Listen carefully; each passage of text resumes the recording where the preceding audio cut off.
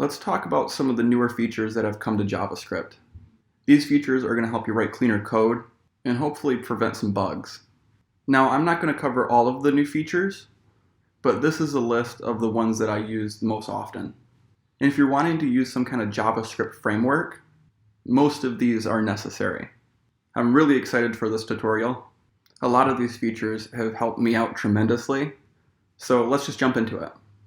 The first thing I want to cover are the let and const keywords. In the past, we used the var keyword.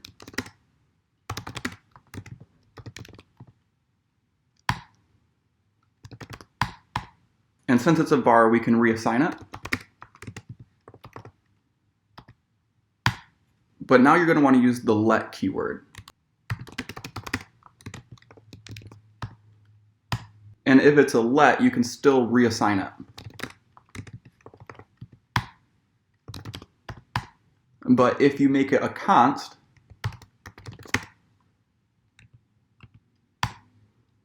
you can't reassign it. You can see how this will be useful if you have a variable that you don't want the value to be changed. This works with objects as well.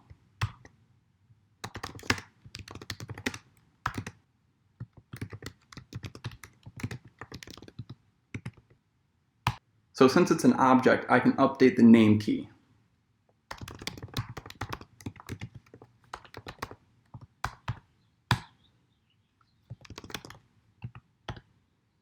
But I can't assign that variable to a new object.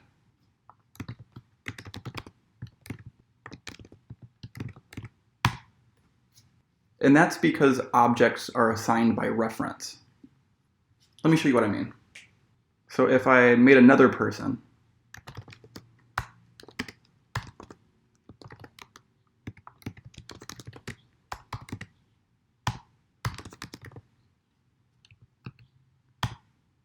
and I updated the name of the first person,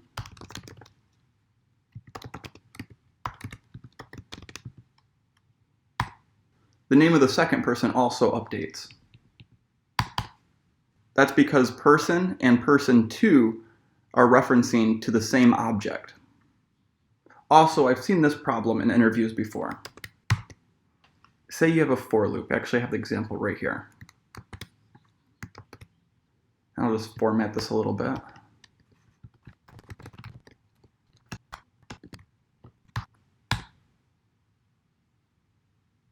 We get 5 5s. And that's because num gets reassigned every time this loops. If we turn this to a let or a const, we'd get the result that we'd expect. Let me show you another example. So if I wrote a for loop, actually, let me turn this to a var.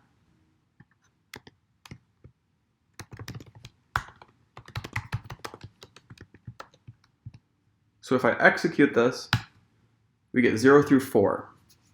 Now if I just cancel out the x, you'll see that x is available outside of this scope now.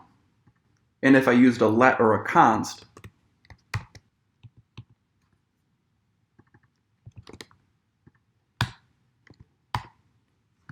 x is not defined. That's because x is only available within this block. So try to use let and const instead of the var keyword from now on. Okay, arrow functions. These are awesome.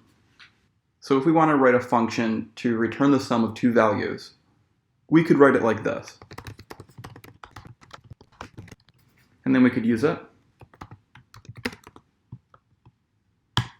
Now let me show you how we'd write this with an arrow function. So this is what the function looks like.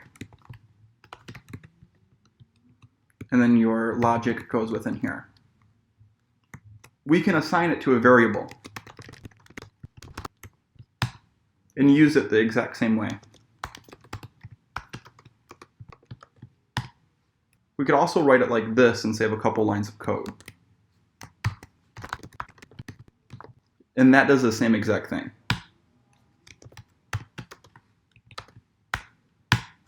And And if there's only one argument being passed, you don't even need these parentheses. So maybe we make a function called add 10. And now we can just add 10 to any number.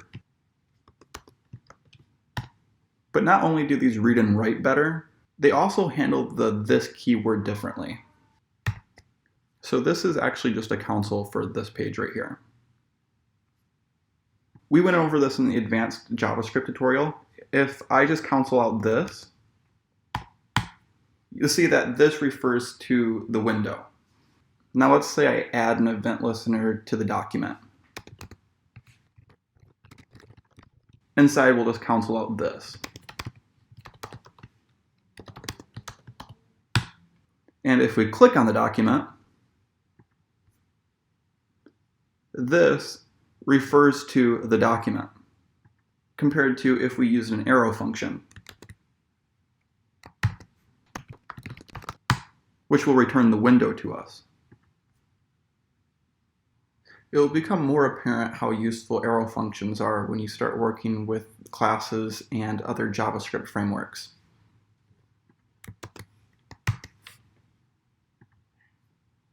Another really cool feature is you can add default parameters now. So let's say we wanted to add some default parameters to our sum function. Now I can call the sum function without even passing it anything. Or I could just pass it one thing.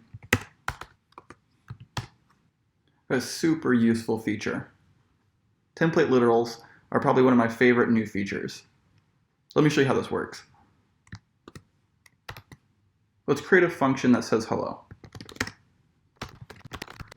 Now we used to have to concatenate it like this, which has always been a pretty big pain, especially if you have a bunch of variables that you want to concatenate into a string. But they've made it super simple with template literals. You just have to use a backtick.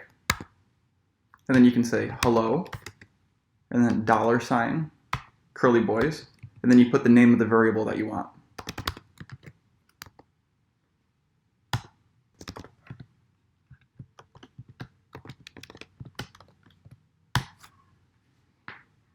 Isn't that awesome? Not only can you concatenate variables into a string, but you can also do multi-line strings now. And that's how that looks. What an awesome feature. I remember you used to have to do stuff like this. Whoops. But you get the point. Now you can just put in a backtick and add as many lines as you want. One of my favorite features.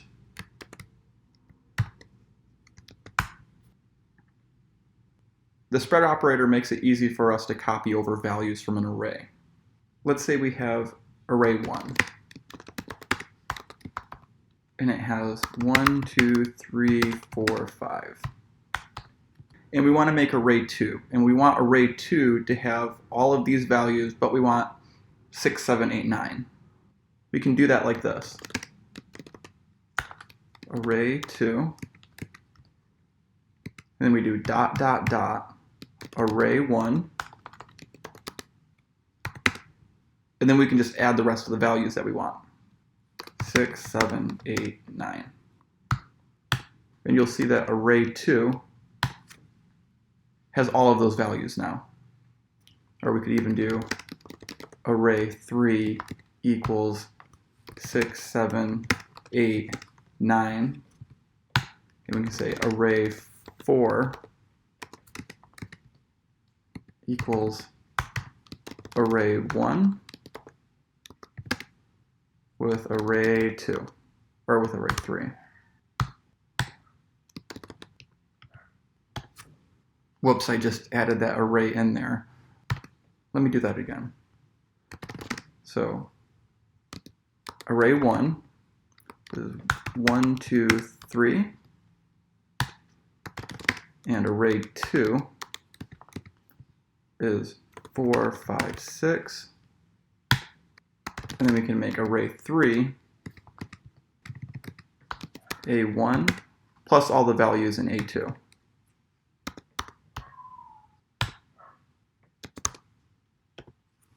Not only can you use the spread operator with arrays, but you can use it with objects as well. So let's say we have a base person. Now we could create a new person.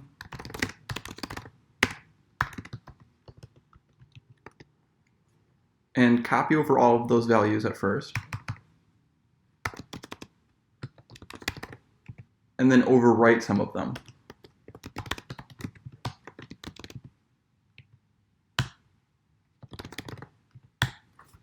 You can also add more keys to an object.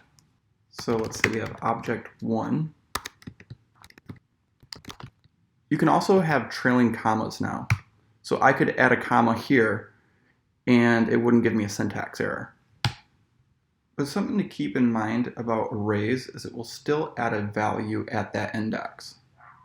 So say for instance, if I just created a new array with a bunch of commas in it, you'll see that it will create an array with the length of 5.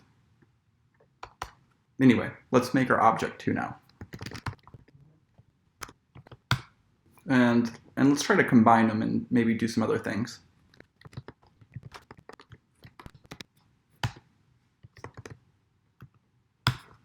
I hope that helps you understand a little bit more how the spread operator works. You can also use it to create a new object from another object. Say for instance, in our other example where we made a person object, and then we made a new person from that person object and we changed the name. And since it was created from reference, when I changed the name of the first person, it changed the name in the second person. So let's reset that up. Now if I just made this equal person, that would be by reference. And if I changed the name of person, it would also change the name of person 2. But if we use the spread operator, it creates a whole new object.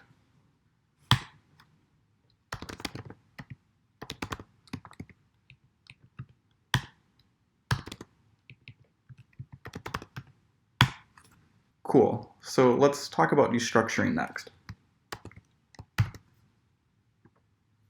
Let's create our person again. And we want to get the age out of this object. What we used to have to do is create a new variable, call it age, and make it equal to person.age. And we'd have to do the same thing for name and so on. But now you can destructure an object like this.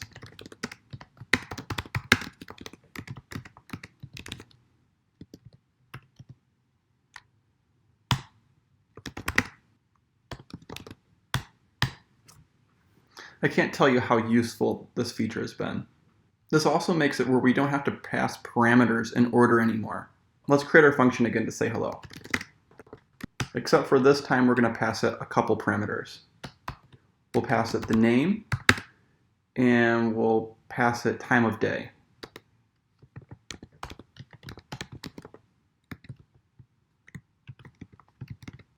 And we'll say good time of day,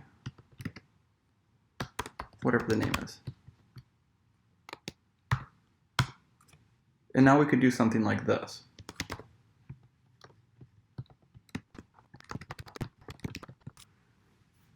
Way easier than trying to remember the order of all the arguments.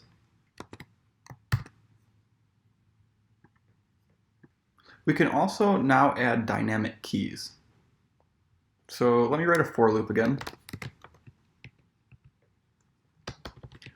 But I'll make an object up here. I'll call it people.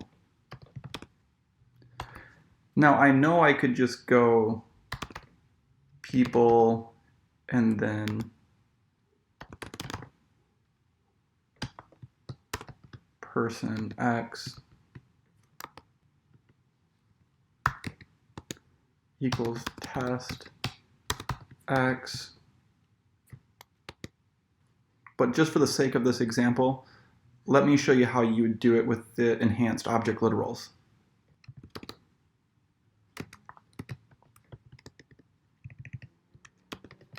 add all the people from before.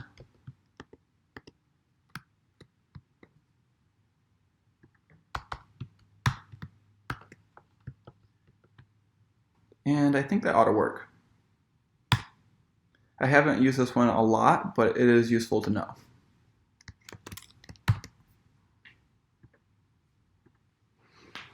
Okay, promises. Promises are awesome. Let me show you how these work. So you just have to create a new promise. New promise. And a promise takes a function. And this function has two arguments, a resolved and a rejected. So let's say we had a set timeout in here. And in our set timeout, we'll resolve a string.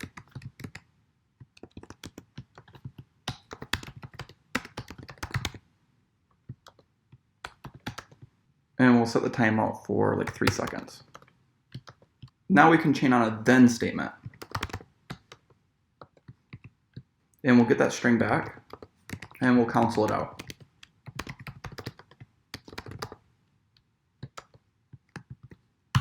So this function is going to fire. And this part is not going to execute until this has been resolved. We don't even use rejected in this example, so we can just get rid of it. Whoops. And I don't even use the word resolved, I use res. You'll see a lot of people use res for resolved and rejected.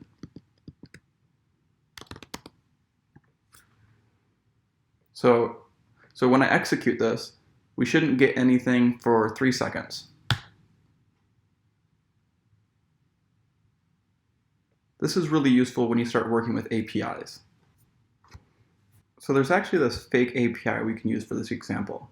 Fake people API.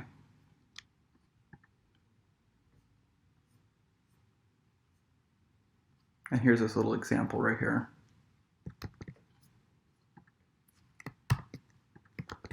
So if I run this, it will go out to this URL and grab the JSON and console it out to me.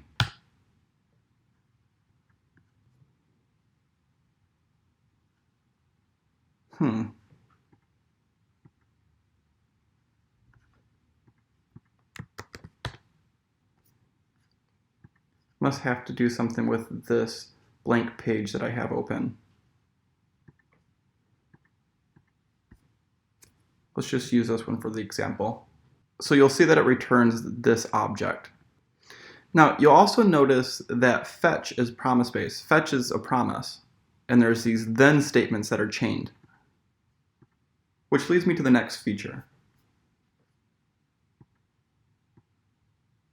Async and await. Let's copy this example over. And we'll remove this set timeout.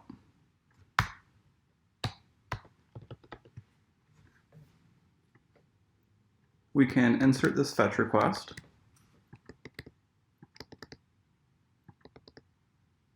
And then we'll resolve this with the title.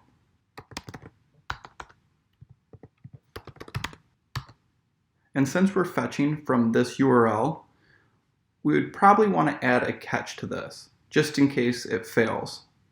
So we could add a resolved, and we could add our rejected back. Then if there's a failure, we can catch it.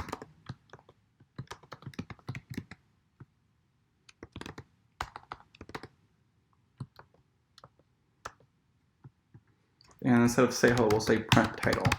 Okay, let me go over this again because it's quite a bit of code. So we're creating a new variable which is equal to an arrow function, but this function is an async function. Now if we make it an async function, we're able to use this await keyword within it.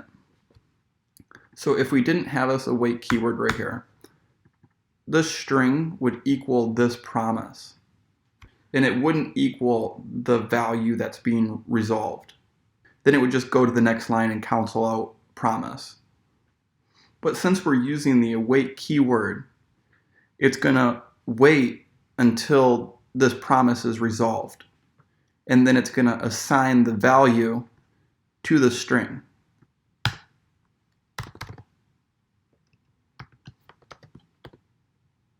And you'll see that we got the title right here. This becomes extremely useful when you start working with APIs. For example, you could have a loading message show while your request is being processed. It also makes it way easier to write asynchronous code, as well as organizing your code base.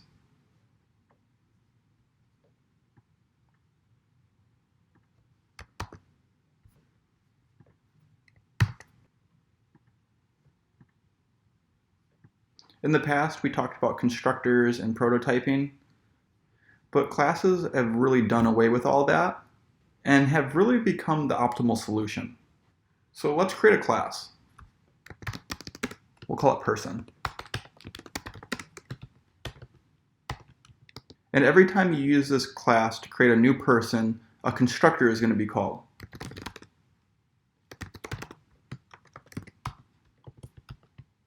So let's pass the constructor a name. And we'll say this.name equals name.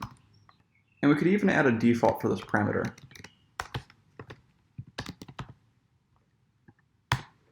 Now we can create a new person. And you'll see that it returns this object. And we can pass it a parameter. We can also add methods to our class.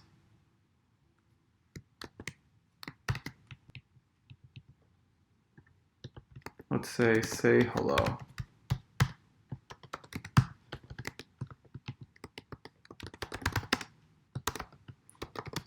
This.name.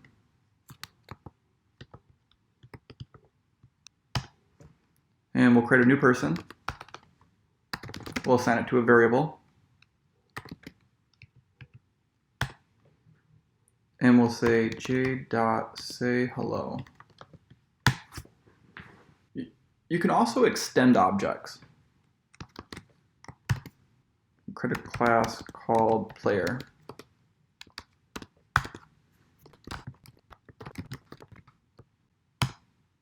And we'll create another class. We'll call it vehicle. Extends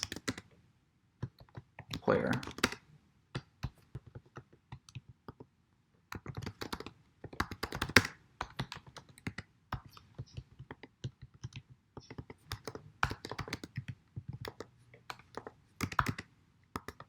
And since this is extending the player, we're going to have to call super before.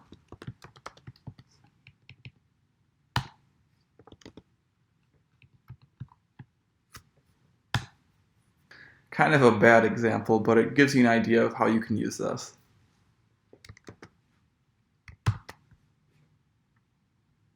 I won't be able to show you how modules work inside of my console, but I'll try to give you an idea of where and how you would use them. So let's say, for instance, we have a JavaScript file called maybe settings.js. And in settings.js, we have export const port equals 880, and we can export a URL. These don't necessarily have to be primitive values. This could be an object, or it could even be a function.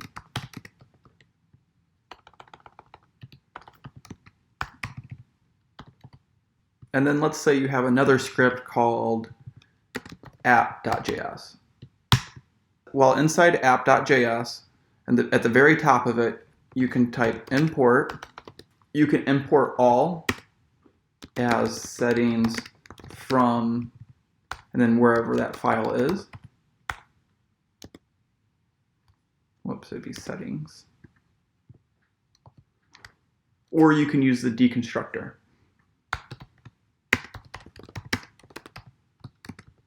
Then you're just going to import the port and the URL. You'll also see things like this: export default. And that's so you don't have to explicitly import all of these variables. It just defaults to this. So let's say we got rid of all of this. We can say import my function from settings.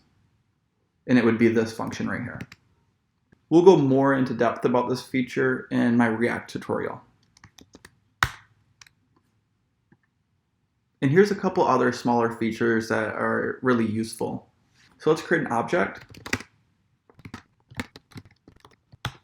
And we can get all of the values for all of the keys by doing object.values.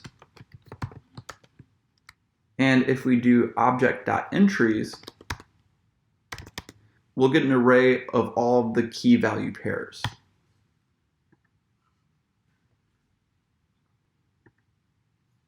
Last but not least, pad start and pad end. So if I have the string ABC, I can say pad start and how much I want to pad it by. But if I made this longer, or we could just put X in here.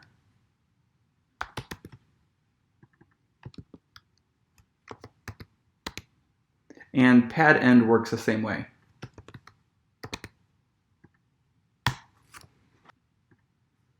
So I hope this tutorial helped you in your JavaScript journey. Like I said, learning how to code has been one of the best things I've ever done in my life. And it makes me happy to teach other people. Not only that, but I also love reading your guys' feedback. It really motivates me to make more tutorials like this. Thank you guys again for all of your support. If you need any more help, or if you need tutoring, or if you want to do a mock job interview, feel free to reach out to me at the email in the description. Don't forget to like and subscribe. If you leave me a comment, I'd really appreciate it. I love reading them. And I'll see you guys in the next video.